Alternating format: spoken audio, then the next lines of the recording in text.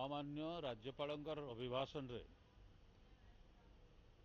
ओडिशार जेते सब गुरुत्वपूर्ण विषय संवेदनशील विषय संपर्क में पदुटीए मध्य लेखा जाई नाही।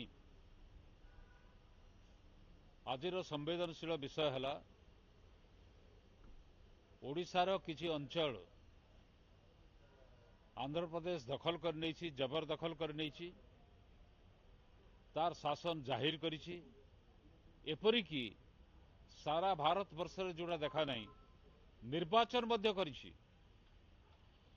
आमर किछि अंश दखल कर नहीं, निर्वाचन करिछि एवं सेठाकार जनसाधारण मध्य निर्वाचन लड़ई करिछन्ति, जीतिछन्ति, सरपंच होइछन्ति, वार्ड मेंबर होइछन्ति। ये होछि सबुतरु दुर्भाग्यपूर्ण जिनस जोटा राज्यपाल अभिभाषण रे स्थान पाइबार एकांत आवश्यकता थिला।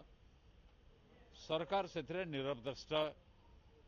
चाषी समस्या अति उत्कट ओडिशा रे चाषी मानकर धान आदाय होइछि, भल फसल पाइछन्ति, विशेषकर पश्चिम ओडिशा रे, किंतु सरकार जदिओ बाध्य किनिबा पई किणु नाही, टोकन दउ नाही, टोकन देइथिले से लैप्स करि जाउछि, निर्दिष्ट समय रे किणा जाउ नाही।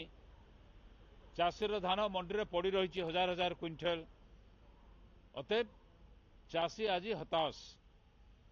खाली सेतकी नुहे, हजार हजार कोटी टंकार दुर्नीति होइछि ए धान किणारे।